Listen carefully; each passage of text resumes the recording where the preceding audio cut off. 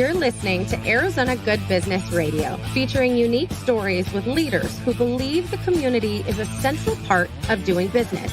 Join us on the journeys of entrepreneurs, local businesses, and champions of Arizona who believe working together, we can build stronger communities. Good morning, everyone. This is Thomas Barr, Vice President of Business Development at Local First Arizona. You're listening to Arizona Good Business Radio. I'm a little caught off guard because that's the first time I've had a really cool intro. So congratulations, Andy from ESI, for being the first guest with a cool intro for Local First. Talk about some walk-up music. My goodness. I think I said when we were having that created, I was like, I want some like rock music, something like that. So I'm feeling good about it. Absolutely. Well, thanks for being here, Andy. Longtime member, longtime partner, Local First with ESI. I know you've been on a few shows in the studio before over here at Max 6, and people may have heard who you are and what you do, but let's remind them. What is ESI? Who are you? How long have you been with the company? Oh, well, thank you, Thomas. It's such a delight to be here with you. You're not going to see the ESI ad on the Super Bowl this year. That's for sure. So $7 million every 30 seconds. I saw. Yeah, that's just a shade above our budget. Yeah. No, we're probably one of the best kept secrets in Phoenix for being a bigger company. Our mission is really to try to help the staffing crisis that exists in schools and even in government. So we have two ways we do that: through a retirement program where we help retirees return to work, and then the big program for us is the substitute program, where we actually help substitute educators across all the different schools here. So ESI, educational services, but we do serve a bunch of governments too, and all in it's probably 8,000 employees or so. Wow. So we're super blessed that way. And myself, I get sort of the best blessing of all, that I get to be the CEO of that company, and it's an absolute pleasure for me, for sure. Yeah. And you've always been super community driven, community involved, focused on just the nature of doing good business. Where does that come from? Wow, where does that come from? So for me, I would say growing up way back there in Florida and having a time as a kid where you're in this place where you're kind of getting to know the community, and you see where you're at, and you see all of these people that help you a lot along the way. And I always envisioned that as I made my way through that I'd want to be, one of those kind of leaders that really helped others. And I think I owe a lot of that too to my family, in the sense that they raised me to say that service is sort of a reward in of itself. Yeah. And my grandfather was a pastor, so he always had that way about him. And I think maybe hanging around those sermons and such, it certainly infused that. So yeah, absolutely. Yeah. I sometimes when people ask what we do at Local First, or what I do for my job, sometimes it just comes down to we help people, Yeah.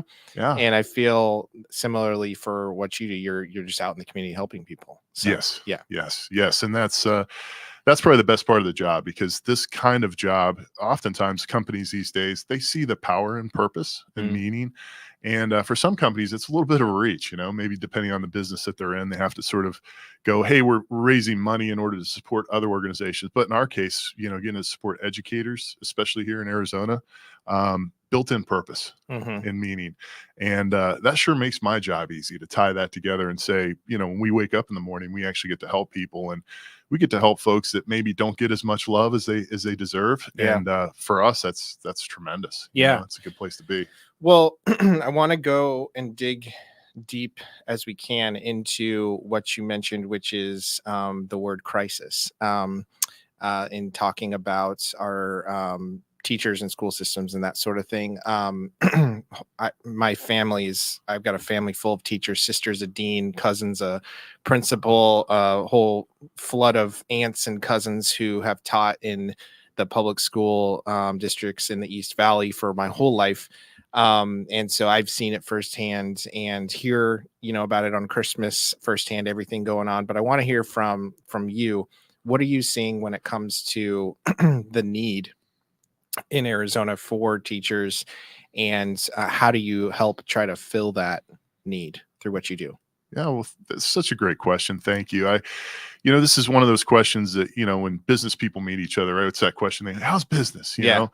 And my answer is always, business is too good. You know, and it always shocks people. They're like, what are you talking about, Andy? Business is too good. Like, no, business for ESI, too good. Like, and the reason for that is because, well, it's a combination of things. But right now, as we know, Arizona ranks, whether depending on which age group you're looking at, in elementary school, the teacher pay is around 50th, and for high schools it's 48th. You put those together, it's 49th, you know, but now we're just competing for last place, right? Yeah. So that doesn't help. And then we see just nationally, even outside of the pay situation here, distinctly in Arizona, there's not as many people that are entering the field of education. You know, the colleges, the education schools are sort of struggling to fill those seats. And culturally, and I think this may have been due to COVID and other things, there's just been sort of a little bit of a shift where being a teacher is like you sort of took the vow of poverty, and it was okay because when you went to the grocery store, people were like, oh, you're a teacher. Wow, tremendous, you know, and especially with your family of educators, right? And now there's just a lot of friction out there, you know, and there's a lot of tension. And so I think it creates additional pressure on the position. So, but to answer your question specifically, we're blessed to support the local HR group that actually supports HR managers throughout the state, and that group is called ASPA, so the Personnel Association for that, and they do a survey twice a year. And ASPA has found that usually, on the average, we're looking at like 20% vacancies that just go unfilled. You know, even after everything that these school districts do to try to fill the full-time positions. And so you have these vacancies, right? And it's not like the kids go away. So that means class sizes are larger, so on and so on.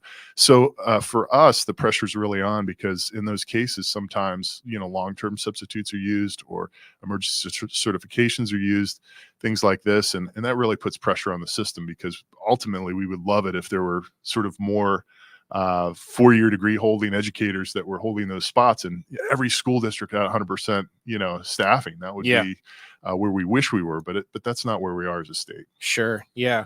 What a complex place to be in operating a business, for sure. Yes. So you as a leader and the president CEO of the company, how do you center yourself within that? I mean, you're operating in a space where there is a crisis going on. You're filling a need as best you can, but it's gotta be heavy to have that weigh on you in what is actually occurring, right? Yeah, it can be. It certainly is. I smile a bit. I know you and I, A little bit. we have a common, you know, interest, a hobby on the side, right? A little bass playing. So I know, being a bass player yourself, right? Bass player here. And I always use that analogy that as CEO, I think one of the most powerful places to be is in a support position. So I look at everybody in front of me, the lead singer, so to speak, are the people that are really delivering the hands-on service. So whether it's with our leased employees or whether it's with the clients of school districts, so on, they're the rock stars. I'm there to sort of set the beat, help lay out the vision, and then clear the way, you know? And so while the weight is there, certainly, we're super passionate about it. I look at my job as really solely focused on trying to support my team. And, you know, there's a lot of visioning that takes place that we have to lay out and say, hey, this is where we want to go. But after that, it's really about trying to clear obstacles out of the way. So the best part of that is, like I said, we've got this built-in purpose of trying to serve educators. And so, you know, we've got that additional, you know, heart and soul that's behind us. And I'm sure much like the folks at Local First, right? It's almost hard to turn the computer off, because you just want to keep going. Yeah, absolutely. That's that source of motivation helps balance the pressure. Yeah. So let's go back to the bass. Where'd you learn to play the bass? What kind of bass do you play? Because you don't just play the regular strap-on bass. You play stand-up, don't you? Yeah, I do play a little stand-up, and that comes from, oddly enough, you know, for some reason I love obscurity, right? So I was a, believe it or not, French horn and tuba player through school. So when I was one of those band kids, Oddly enough, played football too. So like Okay. put down the instrument, go out, play, come back, grab the instrument, play. Halftime show. Couldn't give it up, you know. And oh yeah, it's fantastic. But you find out real quick there's only so many polka bands in the world. So Okay. there came a place where it's like, if I want to keep playing, I gotta play something fun. So I did meet somebody here in town, and I think one of my favorite stories of that is, like a lot of us, you know, you show up the music shop, you see these instruments, you're like, oh, I want that one. And then it came with 2 lessons. Okay, so I'm like, this is fantastic. I've got this electric bass. I'm gonna learn it, you know, YouTubing it like everybody, you know, this is great. And I show up for my first lesson, and all these parents are there, and they're like looking at me like, hey, what's your kid play? And I'm like, that's for me. And I show up, and my instructor's there, and the chair was like one of those, you know, from elementary school chairs. And he just looks at me. He's like, yeah, this isn't gonna work, man. He's like, here's my card. You know, I don't want to take business away from the shop, but you need a bigger chair. And thank goodness, Sean Brogan's his name, fantastic jazz bassist here in town.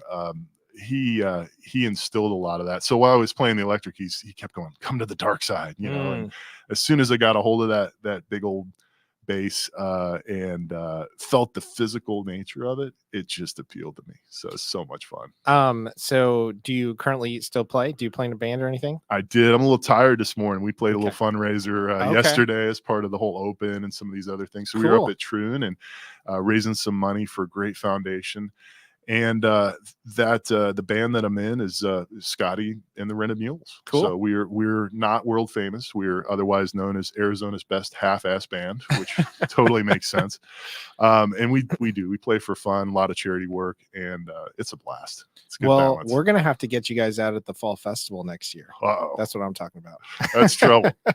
That's trouble. No, that's awesome. That's awesome. I so as you mentioned before, we have that connection. I've played the bass too. I played a little bit more harder in punk rock bands and things like that with my electric bass, but I've always felt like that, just like you said, keeping the beat.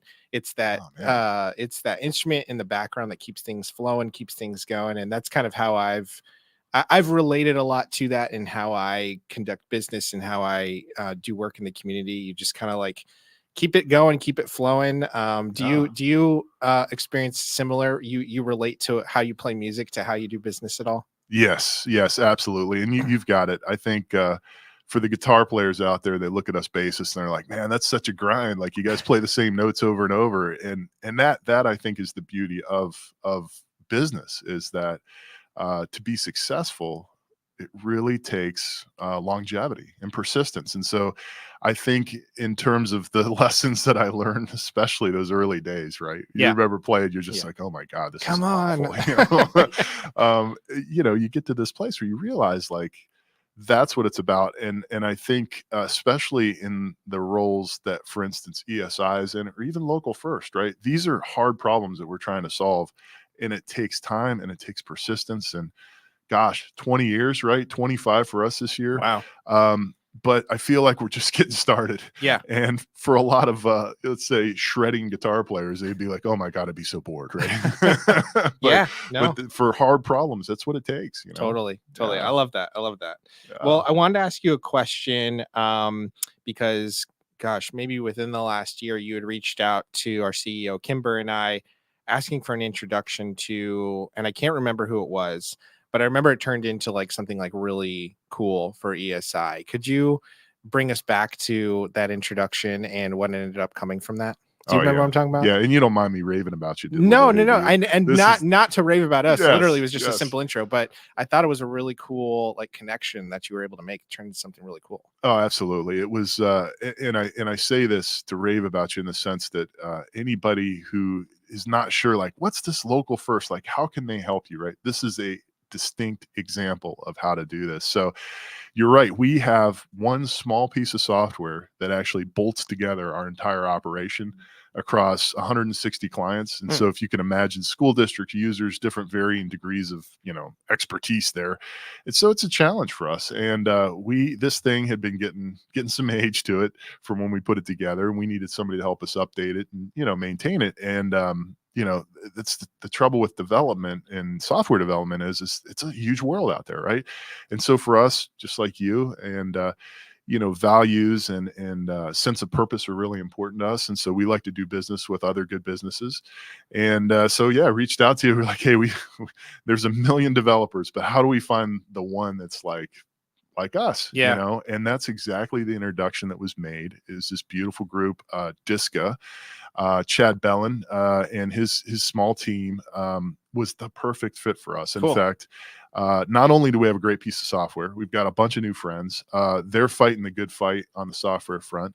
And then on top of all of that, they even were able to use their work with us as a sort of a case study to say, hey, this is how, companies can work together. And, in software, it's just raw. It can be tough. It can be really tough. But in this case, not only were they really experienced, our team just worked together, just gelled. And I can say that is just, that piece of software is so important to us, but it is so much better now. That's So, awesome. Yeah. That's super cool. It's a great Well, referral. yeah, no, I mean, I Yeah. feel like that's that's just what we do. Like Yeah. we just try to get to know as many people as we can that are local and build connections. And I mean that's the gist of it, Yeah. So yeah. Yeah. It's so crazy how often there's a weird connection or somebody that I run into that's like connected to somebody else. And I'll tell you a really crazy story really quickly. So my wife and I went on, we once a year, we usually take like an Arizona trip. We'll go to a rural town, stay the weekend, something like that. We hadn't been back to Cottonwood for like 8 years. So, and I've been because, of work and stuff, but it is just transformed. There's a whole, Maynard Keenan from Tool has his whole restaurant on the hill now, and the Tavern Hotel is expanding. It's really awesome. Big. So we Yeah. booked a little room and stayed there for the weekend, took the Verde Canyon Railroad, which if you haven't taken the Verde Canyon Railroad, you've got to get up there. Awesome. We're on this railroad, just having a good time, sitting back, enjoying the scenery. We walk outside and there's a little tour guide there. His name's Larry. Start chatting it up with him. My wife's talking to him while I'm looking in the distance. Come to find out, this guy grew up in Avondale. So we start to dig in. I was like, oh, well, my mom and all of her siblings grew up in Goodyear. And he was like, what high school? And I was like, Agua Fria. He was like, I went to Agua Fria. I was just like, all right, when did you graduate? Like, let's connect things here. Turns out his family owned the old Texaco gas station in Goodyear while they were growing up. His younger sister graduated Agua Fria High School with my aunt. And my uncle ended up buying the home that they had lived in down the street after they grew up. So I'm just like, okay, this is like the wildest thing ever, but I kid you not, that happens all the time. Wow. It happens all the time because it's things like this where I just get to know people and then I find out there's like some weird connection and then, hey, like, let's connect you together. And it just happens all the time. Isn't it amazing, right? Yeah. 5th largest city or whatever we Yeah. are at this point, and you're like, it's the biggest little town there is. Yeah. Yeah, absolutely. Yeah. So wanted to ask you also, you're, CEO of a company, president of a company, you've got, what was it, 8,000 people working for you, Yes. but you always show up to community events. Why is that important to you in running the business? How is being involved with organizations like Local First or other organizations that you belong to? Why is that important as a focus in running ESI? Yeah, I think it all kind of comes together, right? It's part of their, it's so easy, especially when you're busy in a company, right, to just get so inwardly focused. And I think the idea, and I love the way universally that business is moving in the direction of being conscious, and I know we've got the conscious capitalism movement, we've got Local First, so many others, but this idea that business can be more. And even the intersection that we see in people's lives and their work lives. And now with remote work, right? It's like in the hybrid work. And now like work is just infusing in people's lives in other ways. And we're starting to see that there doesn't have to be a clock that gets punched and a whistle that blows and you walk in and you bring your lunch pail and then you walk out. And that was certainly in the industrial era of American history, made a lot of sense. And now we're in a phase where it's like, it's almost the only way to survive is sort of to embrace this idea that it's a life. It's not work life. It's just a life. And so it is so easy to be excited about what we do every day at ESI and then just transfuse that into an outward stance too, is to say, hey, you want to know the best secret to economic development? education. Yeah. $1 in education Yeah. is going to go so far. So when I have an opportunity to meet the folks in economic development, right, that's always the message. Or Yeah. hanging out with you guys and saying, hey, local, and then trying to live that. I learned so much from those mixers, even from some of the events where I'm like, oh, here's somebody else we could use, or here's another pivot we could make to even become more local. Yeah. All of that just feels great. And then it really gets back to, if we're going to be so bold as to say, even in ESI, our life is about service, Mhm. then it kind of has to be about service. So Yeah. you kind of have to do that in all sorts of aspects. And, our mission statement is, with heart and integrity, we serve those who serve others. Right. So integrity is a dangerous word, because you put that out there like, no, You gotta live up to that. it. Yeah, Right. yeah. So it just really fits together in the sense that, if that's the direction, there's a resonance that happens when you see others that also are in that space. And, that's certainly what Local First provides for me, is being a part of a community that, wants to go beyond, the business, Yeah. and get personal. Yeah, absolutely. I love that so much. Well, we've appreciated having you as a member and a partner for so long. And one of the events that you are a big part of is the Arizona Good Business Summit, which we've got coming up. I know you're a sponsor again this year, and we're really excited. We've got Anand Girdhadas coming out as our keynote speaker.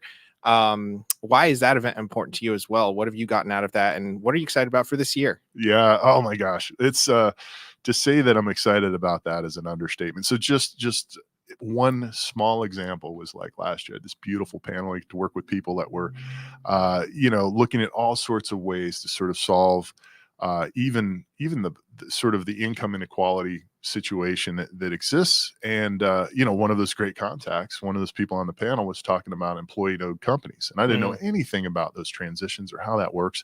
And just as a part of that helped me. And then as I run into other business owners, is like, hey, have you heard of this thing? What this employee-owned company idea is? I mean, a lot of people would, maybe if they shop at Winco, they might be like, oh, I've seen that. What is that? And just that one concept. And then that opened my eyes to this whole other side of, corporate structure, which is taking hold out there. And I see, oddly enough, a lot of folks, it would be surprising to hear that a lot of people in construction, HVAC services, things like this, because of the tax advantages and all, they can go, wow, if I shift this over as the owner of this successful, HVAC company and make it employee owned, oh my goodness, like this can change my tax situation and be lucrative for me. Plus, now it's not just a home that somebody can own, they can own part of a company, and that can change the trajectory. So that one example of being able to moderate a panel where I met this wonderful person, I'm like, oh my gosh, like it just opened my eyes to that. And now as I make my way around and meet people that are like, hey, I've got this business, I'm not sure what to do, and boom. So if you attend, you're going to learn something. And the best part of it all is everybody there is kind of lined up with those same values and principles. And that's, cool. That's a wonderful thing. Well, I'm glad that that's what you're getting out of it. That's obviously our intentions, is to bring people together that are looking for solutions, looking to address challenges.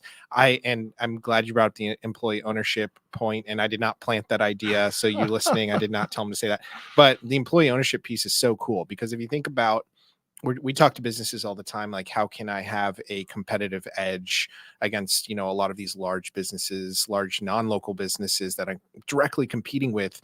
And one of the ways that we always reinforce is how you treat your employees really matters. Like, creating a solid work environment where they come to work every day and they're proud to be there.